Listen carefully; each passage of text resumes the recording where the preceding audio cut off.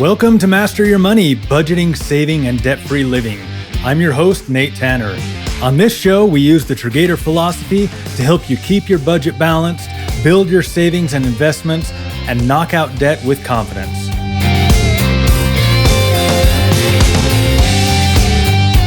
Before we get into things today, I want to say thank you for sticking with it and sharing. We are seeing more and more people downloading and listening to us, and we are thrilled to have you on this journey with us. Now, let's get the ball rolling. Have you ever had something in your cart, not because you needed it, but because you had a rough day, or you were bored, or you told yourself that I deserve this? Yep, me too. And guess what? So has pretty much everyone else. A 2022 study by Credit Karma found that 52% of Americans admit to emotional spending, and of those, nearly half said it left them feeling regret. The other half probably haven't checked their bank statements yet. Here's the thing, money is emotional. If you've ever said retail therapy is real, you were right. Shopping lights up those same parts of the brain as comfort food, hugs, and dopamine hits. You're literally getting a buzz from hitting buy now. And that buzz, it wears off. Usually right around the time that package shows up and you say, wait, what did I order again? As Madonna once observed, we are living in a material world and I am a material girl, or guy, or anyone with a debit card and an Amazon account. In this episode, we're not here to shame you for emotional spending. We're here to understand it, interrupt the cycle, and put some tools in place that will help you pause before you swipe.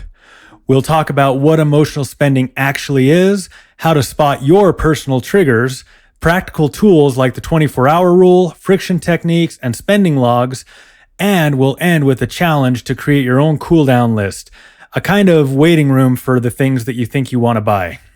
So if impulse spending has ever wrecked your spending plan, let's fix that. Let's break the cycle without guilt and without going cold turkey on joy.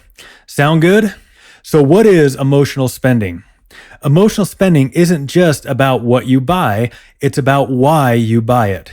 It's when you spend money not out of need, but out of feeling. You're feeling bored, feeling stressed, feeling tired, lonely, anxious, or even celebratory. Emotional spending is when your emotions swipe the card and your logic shows up 3 days later with buyer's remorse and a return receipt. So here's a study that makes it real, and this is a fun one. A team of researchers from Stanford, MIT, and Carnegie studied what happens in the brain when people shop. They had people lie in an fMRI scanner, those big tubes that read your brain activity, while they browsed products and saw prices. When the participants saw something they wanted, the pleasure center in their brain lit up, an instant dopamine hit. But then, when they saw the price, the pain center activated.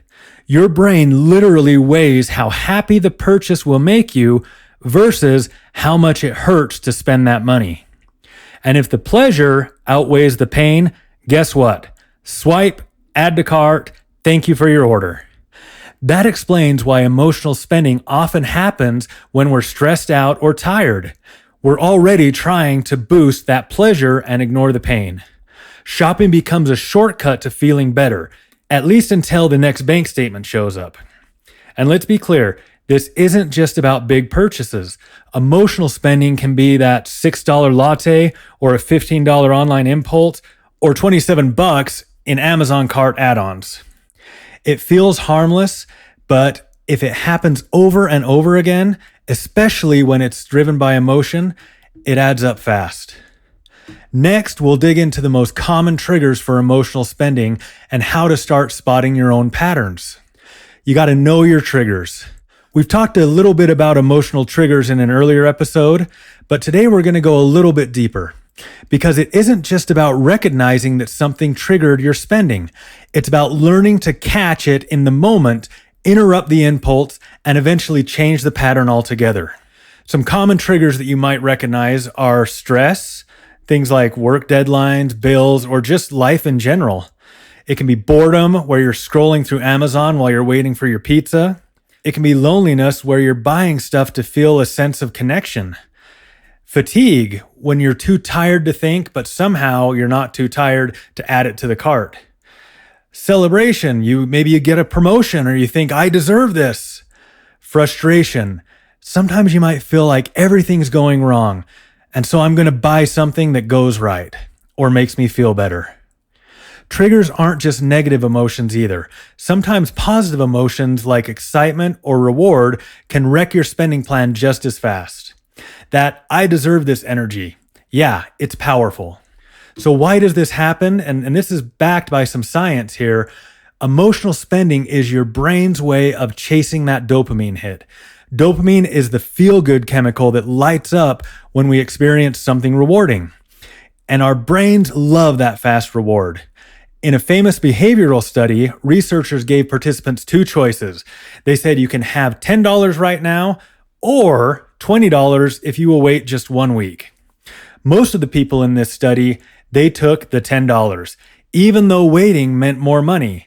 The brain said, but we could feel good now. And that's exactly how emotional spending works.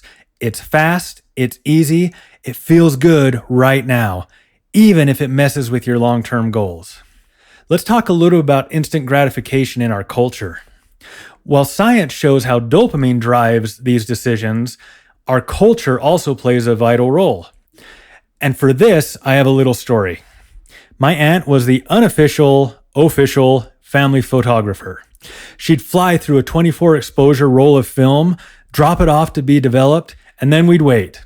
And we'd wait a little longer, and pretty soon it was a week or even more. When she finally picked them up, we'd laugh at the closed eyes, the blurry cousins, the accidental thumb that photobombed half the roll, and we loved it. Now, when I take a photo of my kids on vacation, within 10 milliseconds, they're already asking, can I see it? Not only do we have instant photos, we've got filters, apps, and infinite scroll. We've shifted from waiting to wanting instantly, and spending fits right into that shift. Our culture has shifted from being patient to demanding that instant reward. Even our perception of time has changed. Waiting even just a few minutes now feels like hours. When I worked at a steakhouse for a little while, I was up front taking names and calling people when their tables were ready. Someone would come up to me in a huff and say, we've been waiting for over an hour. You told us 25 minutes. So one of my favorite guilty pleasures was bringing them around to the screen that showed their actual wait time and say, looks like you've been here exactly 13 minutes and 45 seconds. Our brains exaggerate waiting. And in a world of 2-day shipping and 1-day checkout, we're not just fighting money habits, we're fighting time distortion. It's kind of interesting because even Amazon has moved away from a 2-day shipping model to where I can order it in the morning and get it that night. That's how we want that instant gratification. And that's also a way that Amazon is kind of tricky because they like to get it to you sooner so you don't have that buyer's remorse if you get it 2 days later. Emotional spending in some ways is a modern day Veruca Salt philosophy. Don't care how, I want it now. So what's the fix? We need to have awareness and interruption. So step 1, as I said, is awareness. Recognizing your own patterns. Pull up your bank or credit card app and scan through recent purchases. Ask yourself, when do I tend to spend without thinking? What was I feeling before I opened that app or walked into that store? Is there a certain time of day I'm more likely to impulse buy?